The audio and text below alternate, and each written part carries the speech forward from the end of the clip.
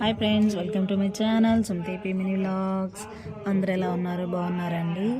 సత్యనారాయణ వ్రతం చేసుకుంటున్నాను అండి. ఈరోజు చూసారు కదా, సత్యనారాయణ వ్రతం ఇప్పుడే స్టార్ట్ అయింది. నేను ఇది ఎప్పటి నుంచో అనుకుంటున్నాను అండి. గత 4-5 సంవత్సరాల నుంచి సత్యనారాయణ వ్రతం చేయాలి అనుకుంటే ఇప్పుడు ఈ కార్తీక మాసంలో ఈ కార్తీక శనివారం రోజు కలిసి వచ్చిందండి నాకు.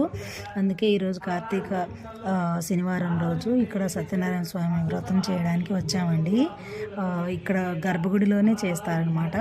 ఇక్కడ మాకు దగ్గరగా ఉన్న సత్యనారాయణ స్వామి గుడి ఉంది, అక్కడికి వచ్చామండి. అక్కడ గర్భగుడిలో ఈ వ్రతం చేస్తారు. ప్రతిరోజు చేస్తారు. కార్తీక మాసంలో కొంచెం స్పెషల్ అనమాట.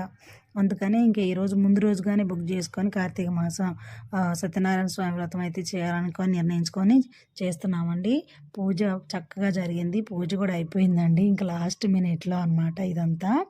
ఇంకా అంటే ఫోటోలు ఏమి తీయొద్దు అన్నారు. అందుకని వ్రతం అయిపోయేదాకా కూడా ఫోటోలు వీడియోలు ఏమీ తీయలేదు. చక్కగా స్వామివారిని దర్శించుకున్నాను. మీరు కూడా స్వామివారిని దర్శించుకోండి.